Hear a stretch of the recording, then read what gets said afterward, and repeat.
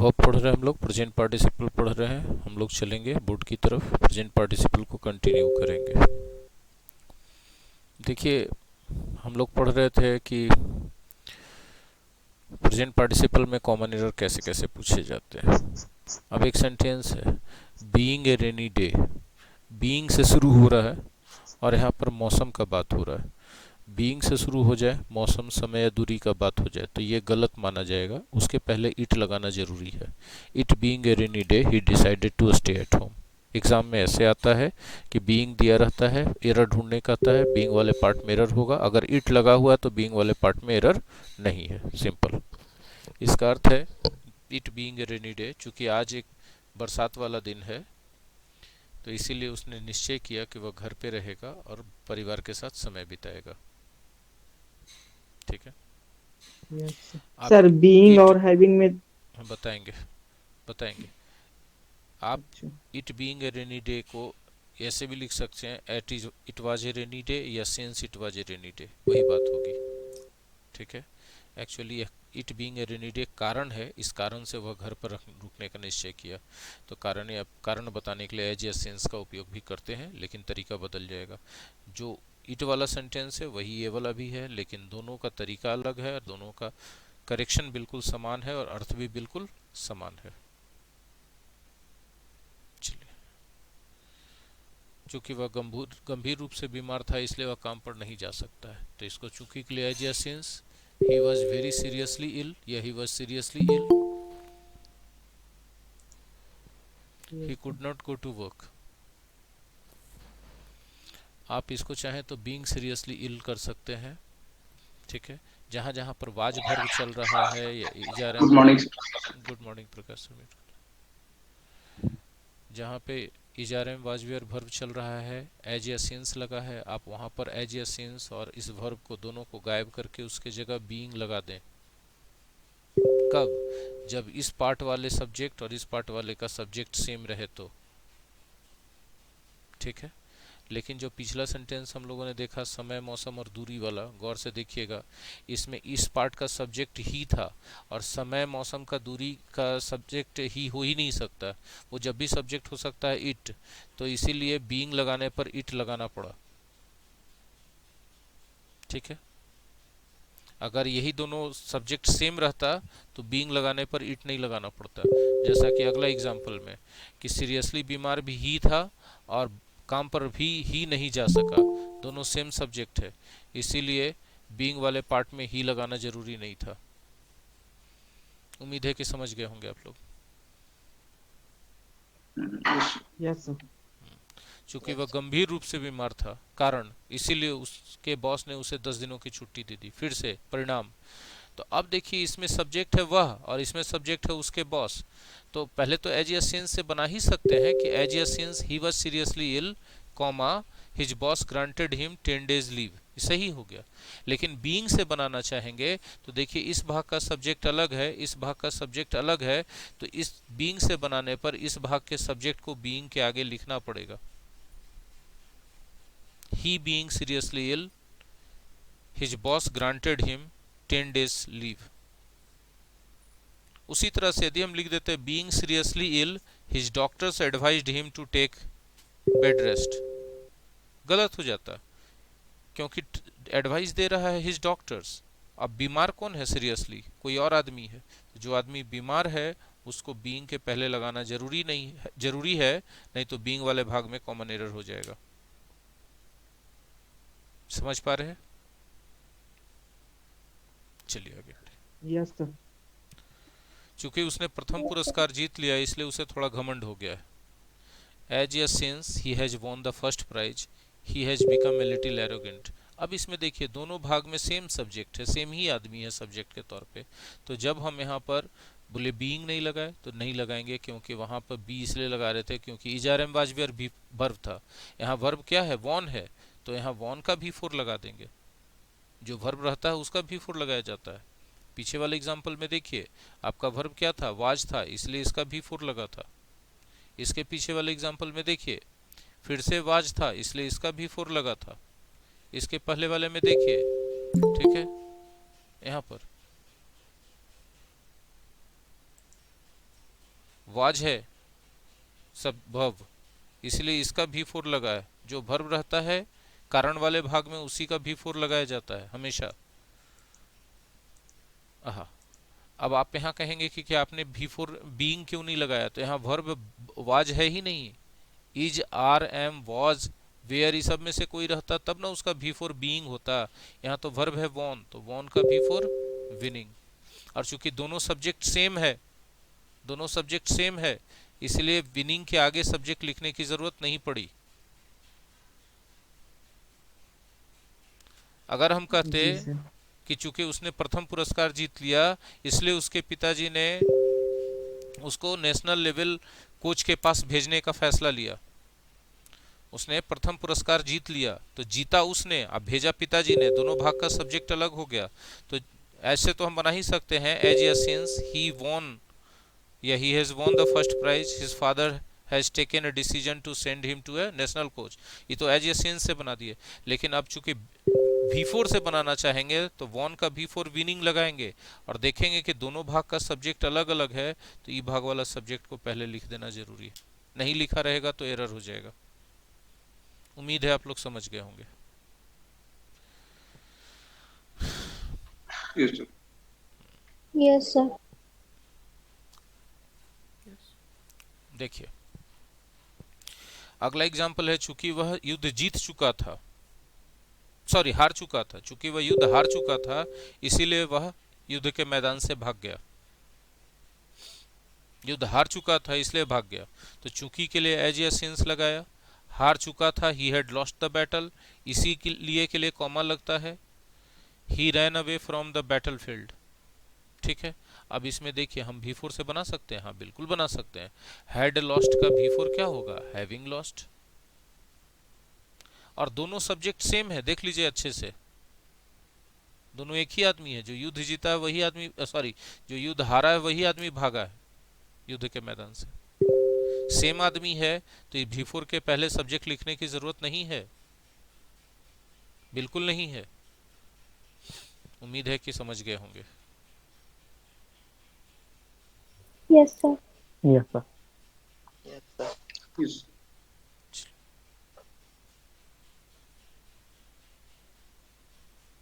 ऐसा एक एग्जाम्पल देते हैं, शायद बना पाइए आप लोग।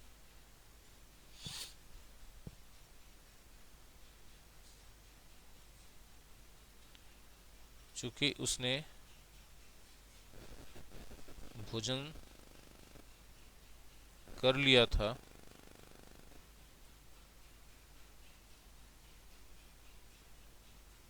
इसीलिए वह नहीं, इसीलिए उसने उठकर हाथ धो लिया।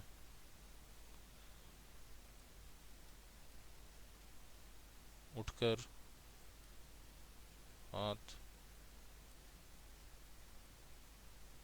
धो लिया। कोशिश करें खुद से बनाने का। इसका ट्रांसलेशन बनेगा as a since he had finished his meal, so इसलिए का अंग्रेजी सिर्फ कॉमा लगता है, he washed his hands।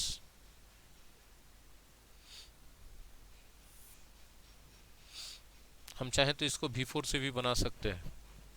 हम गौर से देख रहे हैं कि सब्जेक्ट दोनों भाग का एक है। V4 किसका लगाएंगे, हैड फिनिश्ड का। हैड फिनिश्ड का V4 होता है हैविंग फिनिश्ड।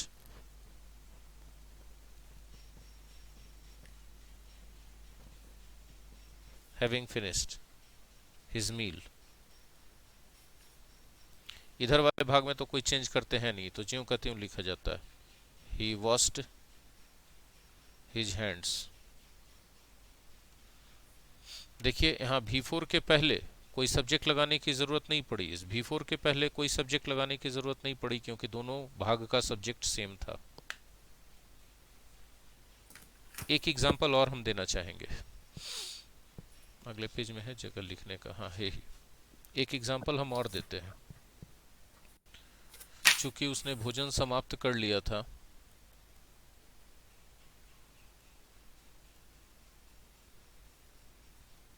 भोजन समाप्त कर लिया था, इसीलिए उसके पिताजी ने उसे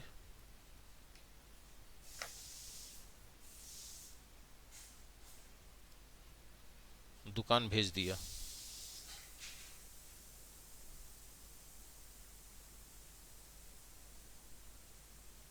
चलिए बनाइए फिर से। चलिए देखिए, Sir, may I? बोलिए। Sir, having finished his meal, his father sent him to the shop. देखिए, as a since he had finished his meal, comma, his father sent him to the shop। ये एक तरीका हो गया। दूसरा तरीका एक और है बिफोर से बनाने का। तो हैड फिनिश्ड का बिफोर पीछे भी बता चुके, याद रखने की चीज है, इसमें समझने का कोई बात नहीं है। हैविंग फिनिश्ड, खाली फिनिश्ड रहता तो फिनिशिंग हो जाता, हैड फिनिश्ड है इसलिए हैविंग फिनिश्ड होगा।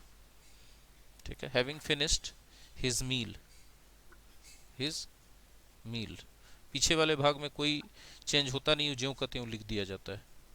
His father sent him to the shop, sent him to the shop. ठीक है, हम लोग गौर कर रहे हैं कि इस भाग का सब्जेक्ट ही है और इस भाग का सब्जेक्ट हिज फादर है, दो अलग अलग सब्जेक्ट है। तो इस बिफोर के पहले इस भाग के सब्जेक्ट को लिखना जरूरी हो जाता है, ही यहाँ लिखना पड़ेगा। He having finished his meal, his father sent him to the shop.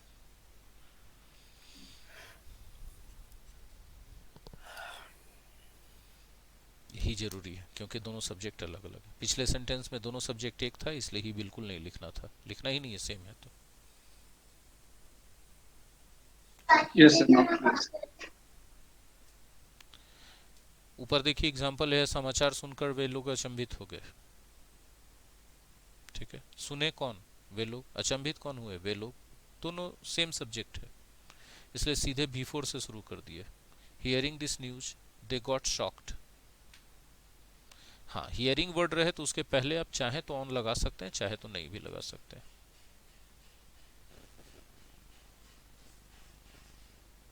ठीक है, घर पहुंचकर उसने स्नान किया। फिर भी दोनों काम में देखिए, घर भी वही पहुंचा, स्नान भी उसने ही किया, सेम। तो आप बिफोर से डायरेक्ट बना दीजिए ना, रीचिंग होम ही टुक बाथ। ठीक है, हाँ, अब इसके पहले आप चाहें तो ऑन रीचिंग होम भी लगा सकते हैं, आफ्टर रीचिंग होम भी लगा सकते हैं। ठीक है, जहां आफ्टर सेट हो जा रहा है वहां पर हैविंग प्लस V3 से भी बना सकते हैं, हैविंग रीच्ड होम ही टुक बाथ।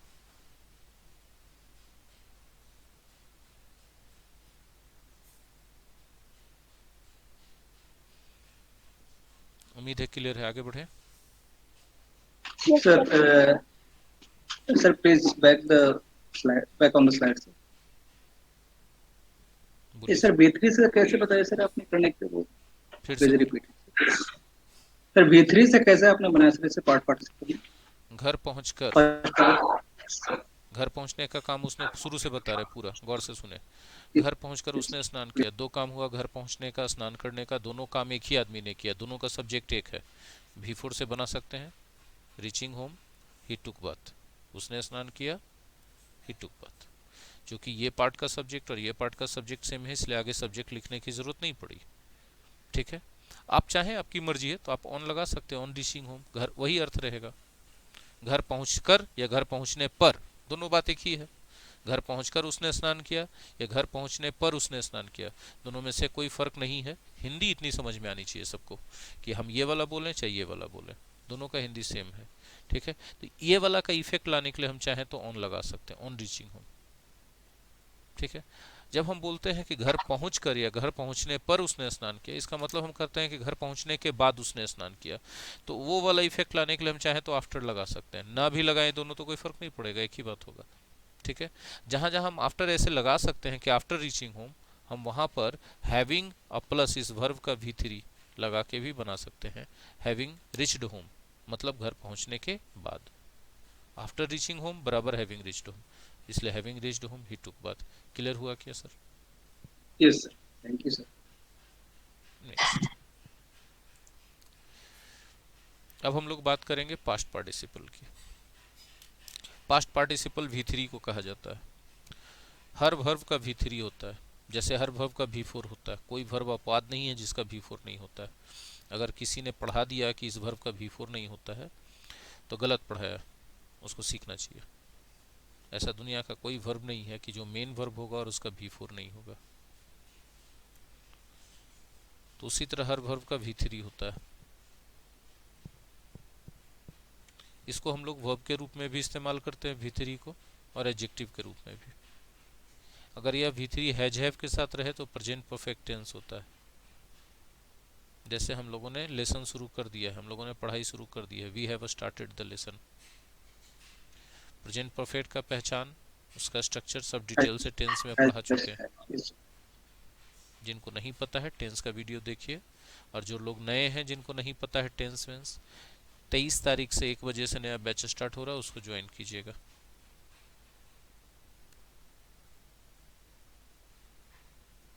ऐप पे बैच सेम रहेगा, क्लास अलग पढ़ाई होगा 23 तारीख से 1 बजे से। जो चाहें, नए पुराने जो भी चाहें ज्वाइन कर सकते हैं उसको, कोई एक्स्ट्रा फी नहीं है उसके लिए।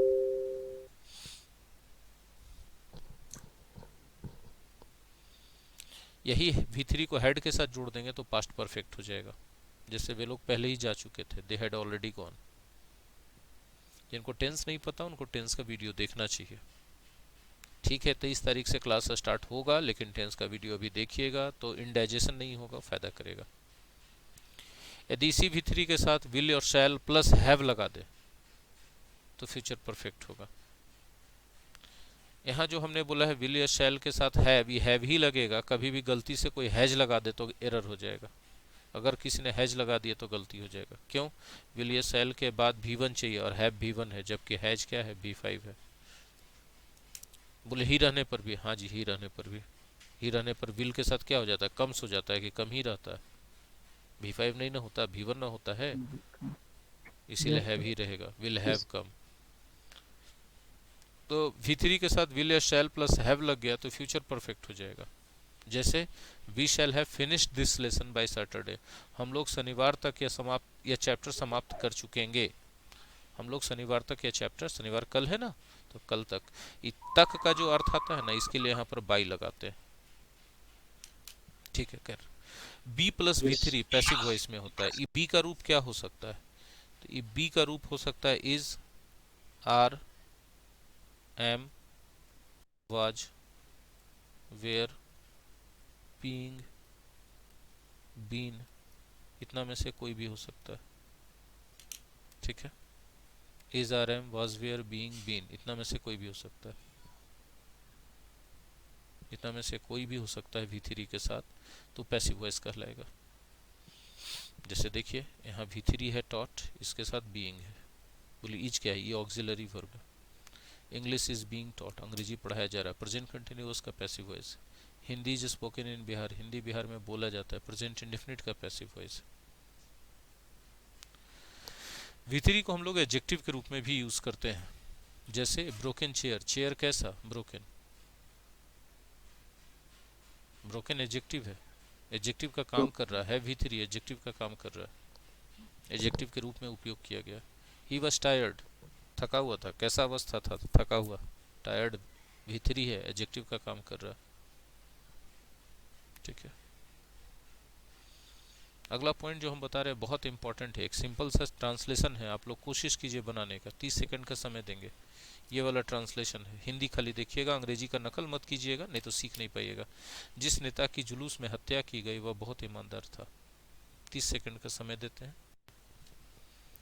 जिस नेता की हत्या की गई, the leader who was murdered, कहाँ? In the procession. नेता बहुत ईमानदार था, चूंकि ये नेता सब्जेक्ट है इसलिए इसका वर्ब यहाँ आ गया, वाज वेरी ऑनेस्ट। अब आप देख रहे हैं कि हु वाज मर्डर्ड एक रिलेटिव क्लाउज है। वाज मर्डर्ड के कारण ये पता चल रहा है कि रिलेटिव क्लाउज क्या है? पैसिव वॉइस में। तो जब कोई रिलेटिव क्लाउज रहे, पैसिव वॉइस में रहे, तो उस पूरा रिलेटिव क्लाउज को, हाँ ठीक है, सही है, उस पूरे रिलेटिव क्लाउज को गायब करके उस रिलेटिव क्लाउज वाला वर्ब को V3 के रूप में यहाँ लिख दे सकते हैं, तो वही अर्थ आ जाएगा। The leader who was murdered के जगह लिख सकते हैं the leader murdered in the प्रोसेसन was very honest, इससे अर्थ आ जाएगा। यानी V3 जो है, ये जो V3 है प्रेजेंट पास्ट पार्टिसिपल है, तो पास्ट पार्टिसिपल को हम लोग रिलेटिव क्लाउज के बदले यूज कर सकते हैं, पार्टिसिपल को रिलेटिव क्लाउज के जगह पर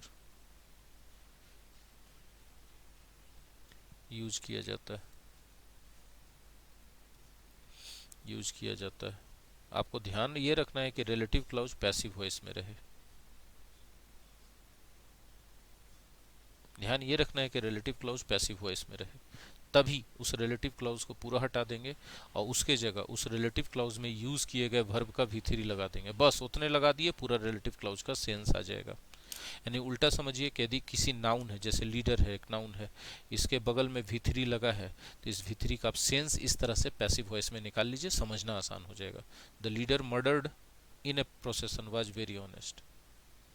द लीडर मर्डर्ड मतलब लीडर ने हत्या किया कि जिस लीडर का हत्या किया गया, जिस लीडर का हत्या किया। द लीडर मर्डर्ड में लीडर ने हत्या कर दिया, ये भी निकल सकता था, जैसे the leader murdered his rival. The leader active voice रहेगा तब आएगा। हाँ, उस सेंस आ जाएगा कि इसके बाद ऑब्जेक्ट दिख जाएगा आपको। I know the leader murdered in the प्रोसेसन, मैं जानता हूं उस नेता को जिसका हत्या किया गया जुलूस में। कुछ यंगस्टर्स हैं, नए बच्चे बैठे हुए हैं, वो ग्रामर को वैल्यू नहीं देते हैं, उनको लगता है कि बोलने के लिए अंग्रेजी में ग्रामर की ज़रूरत नहीं। देखिए कितना अच्छा सेंटेंस ग्रामर से निकल के आ रहा है। चलिए आगे।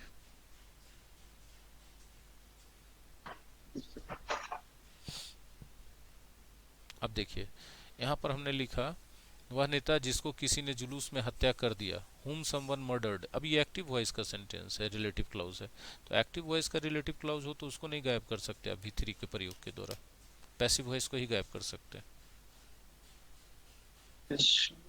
राइट।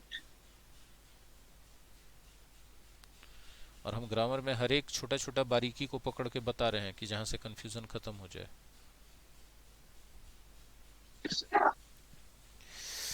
खैर, हम बात कर रहे हैं कुछ और वर्ब्स की। ये सब वर्ब्स ऐसे हैं जिनका V3 दो तरह से बनता है। V3 मतलब पास्ट पार्टिसिपल दो तरह से बनता है। उसमें एक ऐसा V3 होता है जो वर्ब के रूप में यूज किया जाता है, एक ऐसा होता है जो एडजेक्टिव के रूप में यूज किया जाता है। जैसे ड्रिंक, ड्रिंक का V2 होता है ड्रैंक। अब V3 ड्रंक भी होता है, ड्रंकन भी होता है। जब हम किसी को बोलते हैं कि वह पिए हुए है मतलब उसका अवस्था बता रहे हैं, एडजेक्टिव का जरूरत है, तो ही इज ड्रंकन। वह पी चुका है या उसने पी लिया है, तो यहाँ वर्ब का जरूरत है, ही हैज ड्रंक। तो इसमें सावधान रहने की जरूरत है। श्रिंक है, सिंक है, और भी वर्ब्स हैं। चार वर्ब और होंगे इस लिस्ट में, 7 वर्ब के आसपास हैं, जिसमें से 3 हमने यहाँ पे लिखा है। एक क्लीव याद आ रहा है, CLEAV, क्लीव मैंने चीर देना या फाड़ देना, ठीक है, चीर देना या फाड़ देना। क्लीव का V2 क्लेफ्ट होता है, V3 एक क्लेफ्ट होता है और एक V3 क्लोवेन होता है, CLOVEN। जो क्लोवेन वो एडजेक्टिव के रूप में है।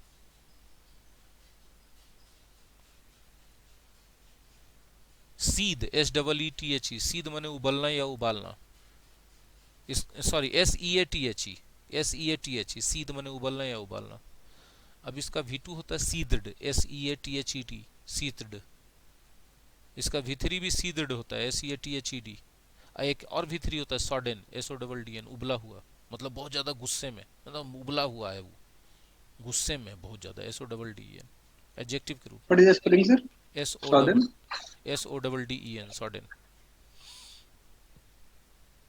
ठीक है। Can you make a sentence for the sudden, sir? I found him sodden when I entered his cabin, but I don't know the reason. मैंने उसे एकदम उबला हुआ पाया, मतलब बहुत ज़्यादा गुस्से में पाया जब मैंने उसके केबिन में प्रवेश किया तो, लेकिन कारण मुझे नहीं पता। Yes, sir. नेक्स्ट। अब यहाँ देखिए V3 का एक बहुत कमाल का उपयोग हम सिखा रहे हैं पास्ट पार्टिसिपल का। दो सेंटेंस हम लोग बहुत लाइफ में यूज करते हैं। शिक्षक आ चुके हैं, शिक्षक आए हुए हैं। हाँ जी सर आए हुए हैं। सर आ गए हैं जी। हाँ जी सर आए हुए हैं। मैं थका हुआ हूँ, अंग्रेजी बताइए। I am tired. I'm tired. वह थका हुआ है, ही इज टायर्ड। शिक्षक थके हुए हैं, the Tired. Teacher is tired. Tired क्या यूज कर रहे हैं? V3 यूज कर रहे हैं।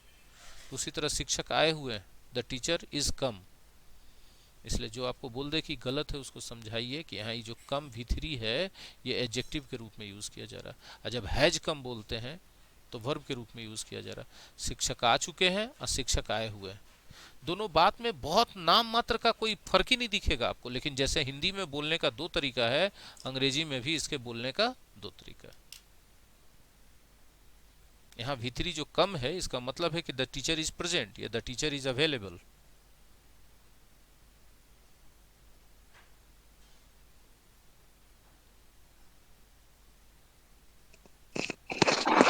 This is a very minute difference, sir, but this is a very important difference. Yes of course.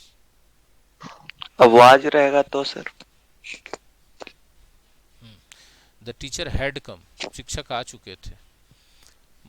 The teacher was कम मतलब द टीचर वाज प्रेजेंट।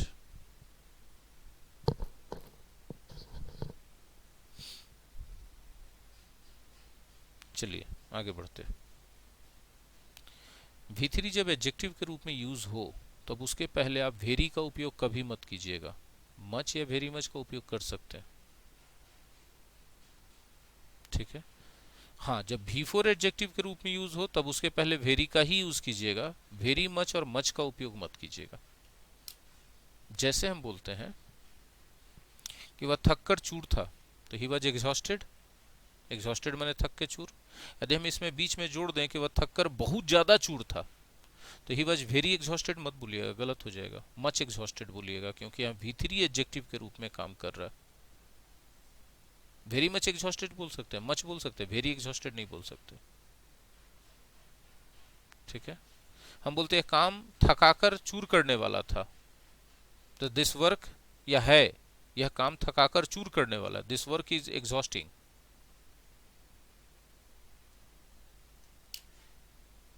यानी वो बहुत ज्यादा थका के चूर करने वाला है। चूंकि एग्जॉस्टिंग क्या है, एडजेक्टिव है, V4 है, ING वाला है। यहाँ मच और वेरी मच लगाते के साथ गलत हो जाएगा, वेरी ही लगाना पड़ेगा। फिर से बोलते हैं कि इंडिया में सब लोग अंग्रेजी बोलते हैं, उनको खुद नहीं पता है कि वो क्या बोल रहे हैं, बस बकर बकर बकर बकर करते जाते हैं मुंह से। और जिन लोगों को नहीं बोलने आता है बेचारा, वो बकर बकर सुन के बड़ा इंप्रेस होता है, बड़ा अच्छा अंग्रेजी बोल रहा है। वो बकर बकर का उसको क्षमता ही नहीं है ना जज करने का, बेकार में जज कर रहा है। उसको जज नहीं करना चाहिए कि अच्छा बोल रहा है खराब बोल रहा है। उसको करना चाहिए भैया कि हाँ आप में हेजिटेशन नहीं है, आप मुंह से अंग्रेजी निकाल लेते हैं। बाकी उसके आगे बहुत बड़ा जर्नी है, जो देख लीजिए। आप लोग को अभी भी दिमाग नहीं खुल रहा है कि देखिए कितना फर्क पड़ जा रहा है, कितना फर्क पड़ जा रहा है। सेम चीज है बहुत ज्यादा, लेकिन यहाँ वेरी ही सही होगा। बोले कौन इतना पकड़ता है, बिल्कुल सही बात है। आप ऐसे लोगों की बस्ती में हैं जिनको अंग्रेजी आती ही नहीं है, वो बस मुंह से अंग्रेजी निकाल देने को ही बहुत बड़ा अचीवमेंट मान लेते हैं, तो कोई नहीं पकड़ पाएगा। लेकिन क्या आप उम्मीद करते हैं पढ़ाई लिखाई करके कि आप ऐसे लोगों की ही बस्ती में, ऐसे लोगों के संसर्ग में, संपर्क में रहेंगे, कि वाकई ऐसे लोगों के संपर्क में पहुंचेंगे जिनका भाषा बहुत अच्छा है और कम्युनिकेशन स्किल बहुत अच्छा है? तब वो आपको एक पढ़ा लिखा अशिक्षित मानेंगे, डिग्री होल्डर अशिक्षित मानेंगे। उनके मन में इमेज आपके लिए ही रहेगा। बाकी आगे आपकी मर्जी, ठीक है।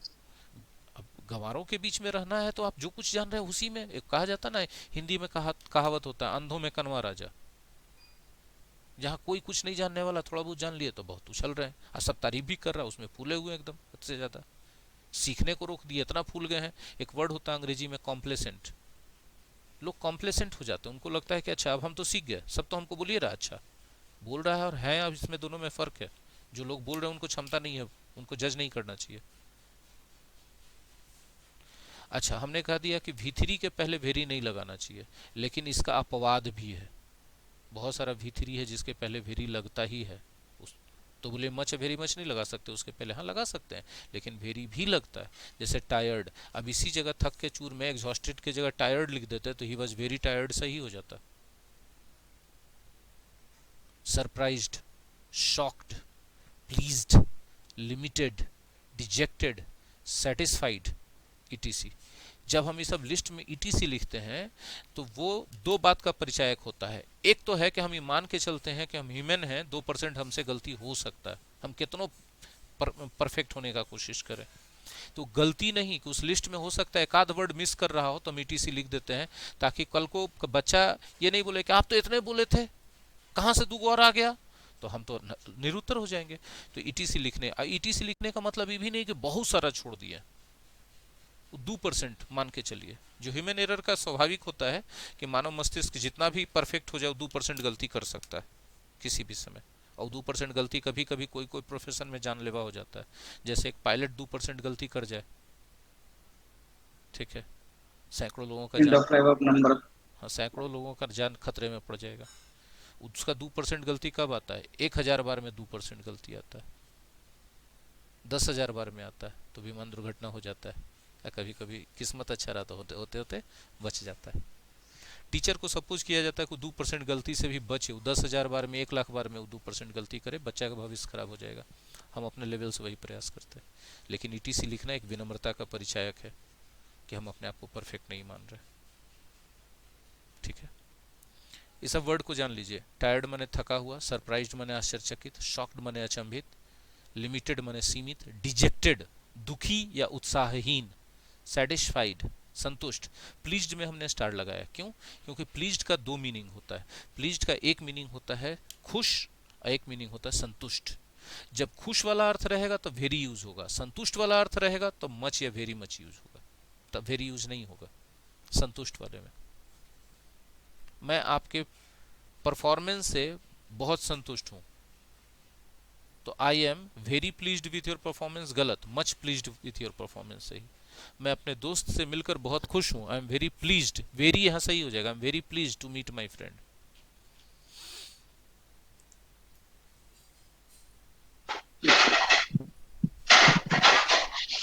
यहां पर हमने उदाहरण दिया है टायर्ड का।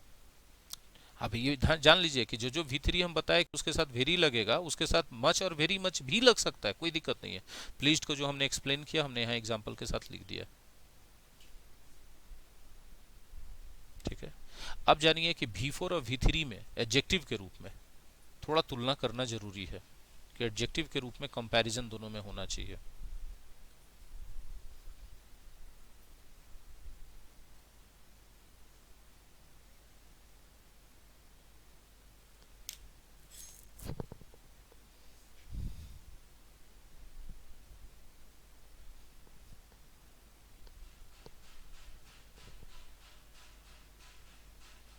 अब हम बोले 2 वर्ड, एक बोले सरप्राइजिंग, एक बोले सरप्राइज्ड। जरा गौर से सुनिएगा। रिजल्ट आया मैट्रिक का 20%, मतलब 100 में से 20 ही बच्चा पास किया। 10 लाख बच्चा एग्जाम दिया था, मात्र 2 लाख बच्चा पास किया, 8 लाख बच्चा को फेल कर दिया। अब बताइए रिजल्ट कैसा था? It was surprising for me. I was surprised. The result was surprising या शॉकिंग। और जो जो ये रिजल्ट सुनेगा वो क्या हो जाएगा? सरप्राइज्ड या शॉक्ड हो जाएगा। आप ऑनलाइन क्लास अटेंड कर रहे हैं, क्लास से उठिए, बाहर निकलिए रूम से, पापा बोले हाथ में को एकदम बुलेट का चाबी देके नया चमचमाता, लो बाहर खड़ा है तुम्हारे लिए, ऑफलाइन क्लास खुलने वाला, हम सोचे कि दिक्कत होगा इसलिए एक ठो दिला दिए। अब बताइए ये खबर कैसा था? सरप्राइजिंग। सरप्राइजिंग था, अमेजिंग था। इस अमेजिंग खबर अमेजिंग को सुन के क्या हो गए? अमेज्ड हो गए। I was amazed. इसमें कोई ग्रामर नहीं है, इसको आपको सेंस से यूजेस समझना पड़ रहा है। पता चल रहा है कि 5 जुलाई को एक बहुत बड़ा जो है धूमकेतु जो है टकराने वाला है पृथ्वी से, इसको कोई टाल नहीं सकता, एकदम परफेक्ट है। नासा, इसरो सब यही भविष्यवाणी कर रहा है। ये न्यूज कैसा है? I was terrified. टेरिफाइंग है न्यूज या और हॉरिफाइंग है न्यूज? जो भी आदमी न्यूज सुनेगा वो क्या हो जाएगा? Terrified. टेरिफाइड या हॉरिफाइड हो जाएगा। ठीक है, बरसात की सुहानी शाम है और आप अपने छत पे बैठ करके 7 बजे हल्का हल्का अंधेरा हो चला है और मंद मंद बयार का आनंद उठा रहे हैं। अचानक से उस धुंधल के वातावरण में आपको कोई लगता है कि आपके सामने खड़ा है,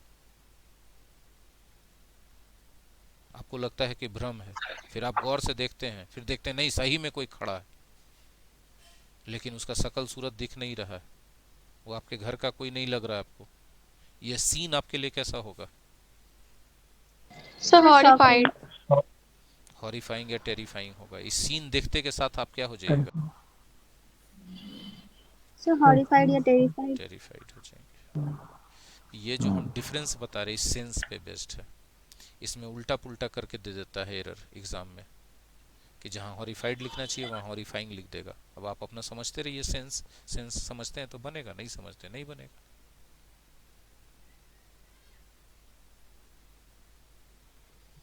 सुबह से शाम तक आप बहुत सारा काम किए, 3 रूम पेंट किए, तीनों को रीअरेंज किए, पूरा बेड वेड सब कुछ सही किए, रूम साफ किए पेंट करने के बाद। अब आपका आज का दिन कैसा था? So tiring. टायरिंग था आज का दिन, थका देने वाला था। शाम होते होते आपकी अवस्था क्या हो जाएगी? आप कैसे हो जाएंगे? So Tired. टायर्ड हो जाएंगे। ठीक है, ये तो हटा दीजिए इसको। अब जरा देखें, अब जो आगे हम लोग पढ़ने वाले हैं नॉन फाइनाइट वर्ब में, उसका नाम है जेरंड। जेरंड भी V4 को ही कहते हैं, जेरंड कहा जाता है V4 को। तो बोले V4 को तो अभी आपने प्रेजेंट पार्टिसिपल बताया था, फिर जेरंड क्यों कहा जाता है? ठीक है, तो दोनों में रोल अलग अलग होता है। जब प्रेजेंट पार्टिसिपल के रूप में होता है तब यह वर्ब और एडजेक्टिव होता है, और जब ये जेरंड के रूप में होता है तब ये नाउन का काम करता है। कौन? V4 नाउन का काम करता है। नाउन मतलब या तो सेंटेंस का सब्जेक्ट बनेगा, या ऑब्जेक्ट बनेगा, या कंप्लीमेंट बनेगा। जैसे हम बोलते हैं राम एक अच्छा लड़का है, तो Ram is a good boy, Ram subject है। टहलना एक अच्छा व्यायाम है, walking is a good exercise, walking subject है। लेकिन वॉकिंग है क्या? V4 है ना, सब्जेक्ट का काम कर रहा है। तो जब V4 सब्जेक्ट का काम करे, तो चूंकि नाउन ही सब्जेक्ट का काम करता है, इसलिए V4 सब्जेक्ट का काम कर रहा है, नहीं V4 नाउन के बराबर है, तब उस V4 का नाम कहला जाएगा जेरंड। आई होप ये क्लियर हो गया होगा। यस अब हम बोलते हैं Ram is a good boy. A good boy क्या है? कॉम्प्लीमेंट है। कॉम्प्लीमेंट का मतलब सब्जेक्ट और वर्ब के रहते हुए भी इसका जरूरत जरूरी है। क्यों? क्योंकि ये नहीं रहेगा तो सब्जेक्ट और वर्ब रहने पर भी सेंटेंस कंप्लीट नहीं होगा। देखिए तो इसको हटा के राम इज से सेंटेंस कंप्लीट नहीं होता है। ठीक है, तो उसी तरह से एक एग्जांपल है, my hobby is working out. Working out मतलब एक्सरसाइज करना। ठीक है, तो my hobby is subject verb है, लेकिन इसको इसके बिना क्या आपका पूरा हो जाएगा सेंटेंस? नहीं ना, कंप्लीट करने के लिए जरूरी है तो कंप्लीमेंट। ठीक है, तो यदि हम लिखते हैं एक और example, his hobby is reading. अब गौर से देखिए, his hobby subject is verb, यहाँ रीडिंग वर्ब नहीं है, मेन वर्ब नहीं है। बोलिए कैसे नहीं है सर मेन वर्ब? इसको ऑक्सिलरी वर्ब और रीडिंग को मेन वर्ब मानिएगा तो अर्थ निकल जाएगा पढ़ रहा है। तो इसके पूरे वाक्य का अर्थ निकल जाएगा कि उसका हॉबी पढ़ रहा है। ये कोई सार्थक बात हुआ क्या? निरर्थक बात हो गया। ये निरर्थक बात हो गया, बकवास हो गया ये। ठीक है ना? तो देखिए स्ट्रक्चर तो वही है कि इज के साथ V4 है प्रेजेंट कंटिन्यूअस जैसा, लेकिन वो प्रेजेंट कंटिन्यूअस है नहीं एक्चुअली, क्योंकि यह हर V4 होते हुए भी ये यहाँ पर नाउन के जैसा कॉम्प्लीमेंट का काम कर रहा है। ठीक है, उसका शौक है रीडिंग करना। चूंकि कॉम्प्लीमेंट का काम कर रहा है, कॉम्प्लीमेंट का काम नाउन कर रहा है, नाउन करता है, इसलिए V4 किसके बराबर हो गया? नाउन के बराबर। इसलिए इसको कहा क्या जाएगा? जेरंड कहा जाएगा। ठीक है,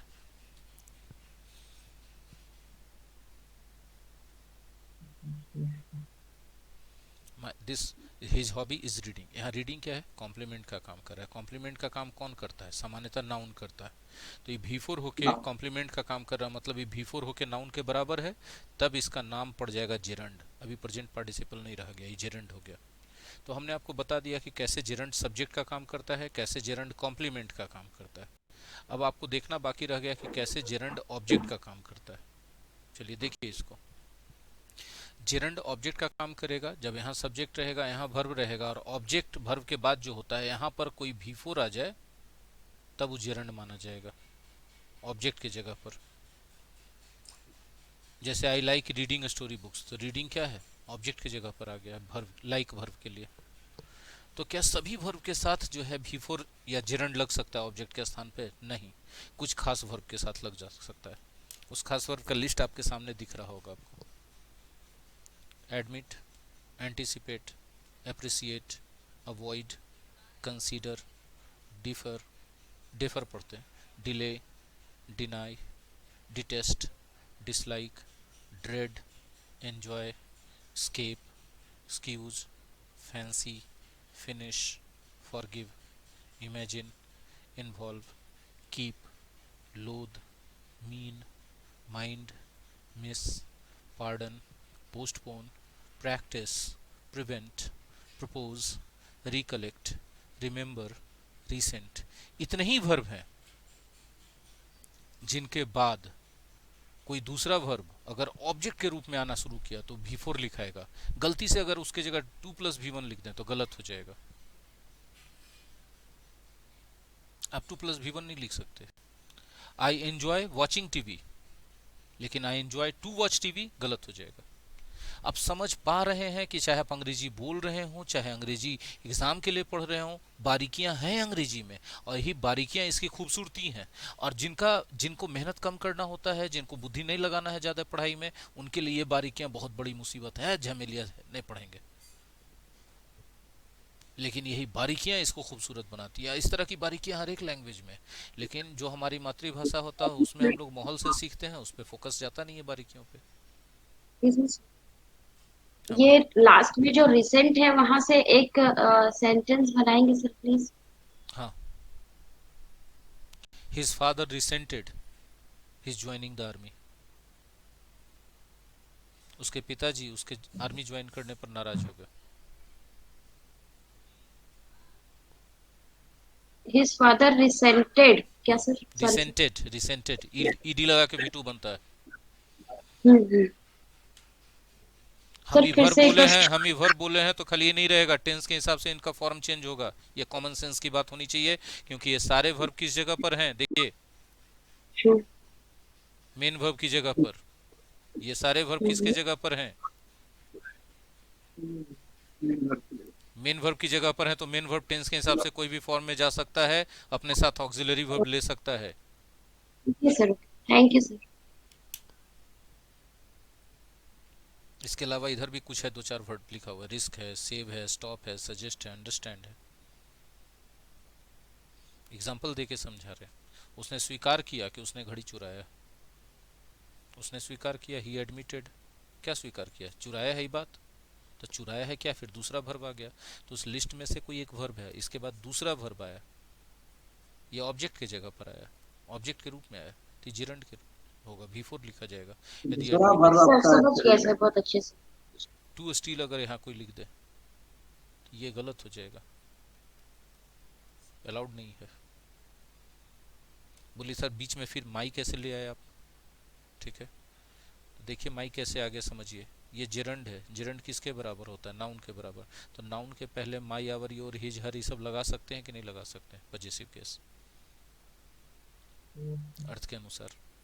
जैसे ही अप्रिसिएटेड माई बुक, उसने मेरी किताब का प्रशंसा किया। तो ही अप्रिसिएटेड माई सिंगिंग, उसने मेरे सिंगिंग का प्रशंसा किया। बहुत सारे एग्जाम्पल दिया हुआ, 1-2 एग्जाम्पल नहीं।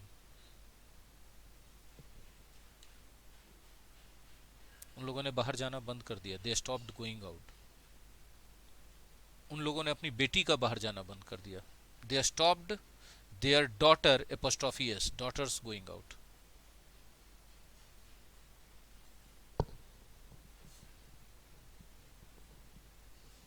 बाहर जाने का खतरा उठाया, they risked going out. Risk के बाद खतरा उठाना ऑब्जेक्ट के रूप में, सॉरी मैं बाहर जाना ऑब्जेक्ट के रूप में, गोइंग आउट। हाँ, कुछ वर्ब ऐसे हैं जिनके बाद आप V4 लगाते हैं तो भी सही होता है, 2 + V1 लगा देते हैं तो भी सही होता है, ऐसे वर्ब भी हैं। ठीक है,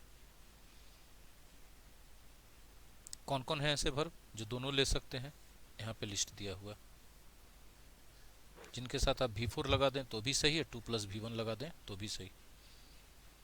हम बोल रहे हैं सही है, कोई गारंटी नहीं कि अर्थ सेम रह जाएगा, कुछ में अर्थ सेम रह जाएगा, कुछ में अर्थ बदल जाएगा। जैसे गौर से सुने, अगर हम बोलते हैं, गौर से सुने, आई लाइक वॉचिंग टीवी और I like to watch TV, दोनों के अर्थ में कोई परिवर्तन नहीं, एक ही है। लेकिन अगर हम बोल दें I stopped watching TV, I stopped to watch TV, दोनों के अर्थ में बहुत फर्क है। आई स्टॉप्ड वॉचिंग टीवी मतलब मैंने टीवी देखना छोड़ दिया, बंद कर दिया, नहीं देखते हैं। I stopped to watch TV मतलब कर रहे थे कुछ और, वो छोड़ दिए, अब टीवी देखने लगे, एकदम अपोजिट। इसका कोई ग्रामर नहीं है, एक एक वर्ड करके सीखना होता है कि किस में अर्थ बदल रहा है, तो कैसे बदल रहा है, और कौन कौन ऐसा है जिसमें अर्थ नहीं बदल रहा है।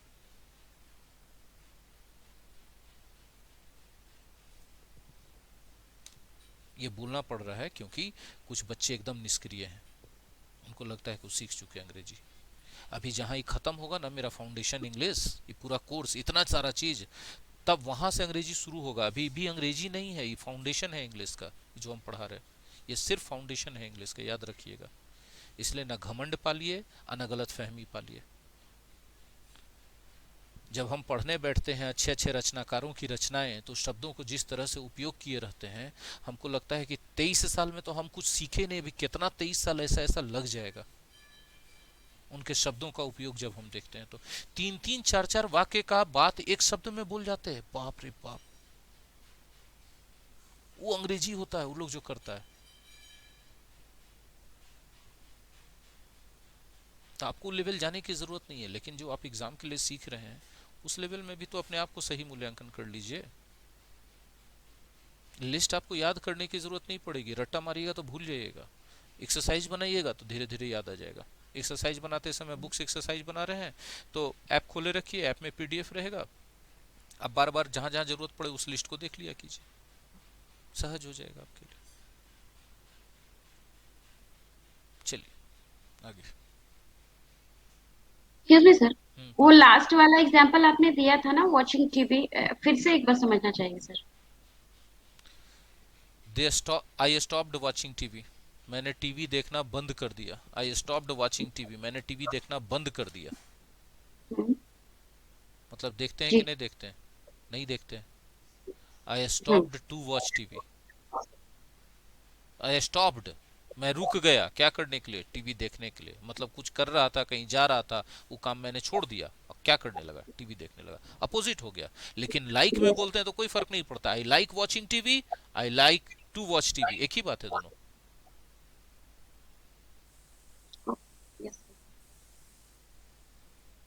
Yes sir. हम सब लोगों से रिक्वेस्ट करें, ओके मत भूलिएगा। Require, start, shop, try, use to, want, ये सारे वर्ब ऐसे हैं, ठीक है, जिनमें आप उस पीछे वाले लिस्ट को ही एक्सटेंड करके आगे बढ़ाया गया है, जिनमें आप V4 जोड़ें तो भी सही होगा और 2 + V1 जोड़ें आगे तो भी सही होगा। अलग बात है कि इनमें से कुछ में अर्थ बदल जाएगा और कुछ में अर्थ नहीं बदलेगा। अब जैसे स्टार्ट को ले लीजिए, दे स्टार्टेड स्टडिंग सिंसियरली, सही है। They started to study sincerely, सही है। दोनों में अर्थ भी सेम है, एकदम अर्थ सेम है। जब बात हम ट्राई की करते हैं तो अर्थ बदल जाएगा V4 और 2 + V1 में। हम बोलते हैं he is trying to learn English, वो अंग्रेजी सीखने की कोशिश कर रहा है। जब ही जैसे ही ट्राई बोले तो इसका फीलिंग क्या आता है, गौर से समझिएगा। He is trying to learn English का मतलब उसको मुश्किल हो रहा है अंग्रेजी सीखने में। बोले नहीं सर, इसका तो हम पढ़े हैं कि वो कोशिश कर रहा है। आंख बंद करो और सोचो कि कोई आदमी कोई काम करने का कोशिश कर रहा है, मतलब उससे हो रहा है कि नहीं हो रहा है? होगा तो कर देगा। कोशिश कर रहा है मतलब उसको अड़चन आ रही है, उसको मुश्किल, संघर्ष कर रहा है। He is trying to learn English. यदि हम बोलते हैं ही ट्राइड लर्निंग इंग्लिश, मतलब क्या, उसने अंग्रेजी सीख करके देखा कि उससे हो पाता है कि नहीं। तो ट्राई प्लस V4 का मतलब वो करके देखिए, आप अजमा के देखिए, अजमा के देखना।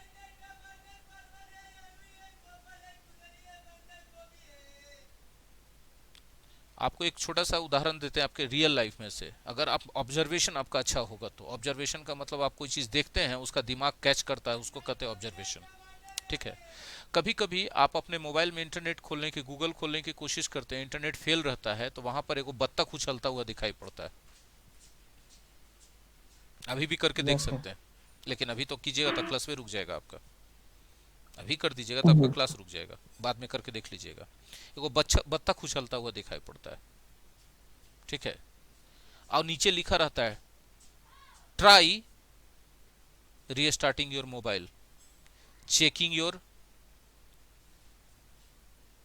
मोबाइल डेटा, मतलब वो चीज करके देखो। ट्राई वेयरिंग दिस शर्ट, इस शर्ट को पहन के देखो, मतलब कैसा लगता है, अजमाओ इसको। तो ट्राई प्लस V4 मतलब कोई चीज करके देखना, अजमा के देखना। और ट्राई 2 प्लस V1 मतलब करने का कोशिश करना। हो नहीं रहा है, आप कोशिश कर रहे हैं। और ट्राई प्लस V4 का मतलब ही नहीं कह रहा है कि हो रहा है कि नहीं हो रहा है, करके देखो ना जी, अजमा के देखो, ये वाला सेंस दे रहा है। दोनों में फर्क समझ में आता है हिंदी में? यस। इतना यस बारीक बारीक फर्क है अंग्रेजी में और हिंदी में। हिंदी में आपको पता नहीं चलता, माहौल से आप सीखे हुए हैं। अंग्रेजी में आपको माहौल नहीं है, तो आपको क्लास में ही सीखना पड़ेगा। आपका यह क्लास वाला हम पढ़वे नहीं करेंगे, रिवीजन ही नहीं करेंगे, हम होमवर्क ही नहीं बनाएंगे, तो सीखिएगा कैसे? तो फिर क्यों एनरोलमेंट है आपका, जब आपको करना ही नहीं है कुछ? तो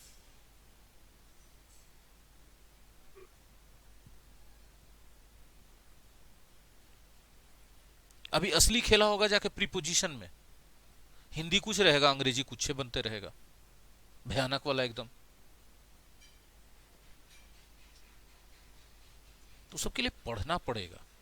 आप ही गलतफहमी पाल के नहीं बैठ सकते हैं कि आपको 10 लोग अच्छा बोल दिए तो आप, वो 10 लोग जो बोले हैं ना, वो इसलिए बोले हैं क्योंकि उनके मुंह से अंग्रेजी निकलता नहीं, उनको हेजिटेशन काफी है। और आप हेजिटेशन में नहीं है, या फिर आप अंग्रेजी लिख लेते हैं 10 वाक्य, उनसे नहीं, उनके कलम से नहीं निकलता, उनके हाथ में हेजिटेशन काफी है, तो बोलेंगे, तारीफ करेंगे। लेकिन आपको, जैसे होता है क्या, शास्त्रीय संगीत एकदम सिंपल सा बात है, आपको लगा होगा सुर और ताला, कोई एक्सपर्ट से पूछिए तो कहेगा ये तो मेमिया रहा है भेड़ बकरी की तरह। आपको लगेगा अरे बड़ा अच्छा गा रहा है, क्यों? क्योंकि आपकी समझ नहीं है उस चीज की। कोई आऊं करने वाला आपको शास्त्रीय गायक लग जा सकता है, उसका आवाज खाली अच्छा लगना चाहिए आपको, लेकिन वो टेक्निकली कितना सही गा रहा है, वो गा भी रहा है कि ऐसी आऊं कर रहा है, ये कौन बताएगा? वो बताएगा कोई एक्सपर्ट उस फील्ड का। और भी एक्सपर्ट कब बताएगा? जब आप उसको हायर कीजिएगा बताने के लिए। बाकी किसी को क्या पड़ा होगा कि बताए? पढ़ाई भी वैसा ही चीज है। इसलिए बेहतर होगा सीखना शुरू कीजिए, सीखने के लिए ही आए हैं आप यहाँ। सीखने का प्रोसेस है, क्लास अटेंड करना एकदम रेगुलर तरीके से, मिस नहीं करना। हम ट्रेन हैं, हम नहीं पहुंचेंगे तो सब पैसेंजर दूसरा ट्रेन से जाएगा, लेकिन आप नहीं पहुंचेगा तो आपका ये ट्रेन मिस हो जाएगा। अब बताइए कौन फीलिंग्स खराब है? आपका मिस हो जाना बहुत ज्यादा खराब फीलिंग है। ट्रेन नहीं आता है तो अफसोस लगता है कि ट्रेन नहीं आया, अच्छा ठीक है अगला ट्रेन पकड़ लेंगे। सब लोग तो प्लेटफॉर्म पे इंतजार कर रहा था, सब अगला ट्रेन पकड़ेगा। लेकिन जब आप मिस कर जाते हैं ना, तो उस समय आपको अंदर से कच उठता होगा, आप देखिएगा अपने गौर करके। तो हम ट्रेन हैं, आप मिस मत कीजिए। और हम भारतीय ट्रेन नहीं है कि जब मन में आए तब आएंगे, जब मन में आए तब तो नहीं आएंगे। हम अपने टाइम पर आते हैं। कल रात वाले बैच में हमको लेट हो गया था, 9 बजे को, हम 9:30 बजे आए थे, लेकिन हम आए थे। और हम बहुत थके हुए थे, हद से ज्यादा मानसिक रूप से थके हुए थे, लेकिन फिर भी हम आए थे। तो हम ट्रेन बोले तो ये मत समझिए क्या वो अपने लेट लतीफ रहिएगा, नहीं नहीं, ऐसा कभी कभार ही होता है, हमेशा नहीं होता ऐसा। आप लोग को हंसना मेरा बहुत बुरा लग रहा हो कि हम लोग को डांट दिया, अपने हंस रहे बैठ के, हम क्या करें? हम डांटे है ये नहीं, हम अवेयर किए हैं, आप लोग को अवेयर होवे नहीं करते। जेरंड को भी हम खत्म कर दिए। नया हमारे लिए नया चैप्टर आज थोड़ी होगा, सवाल ही नहीं पैदा होता है, असंभव बात।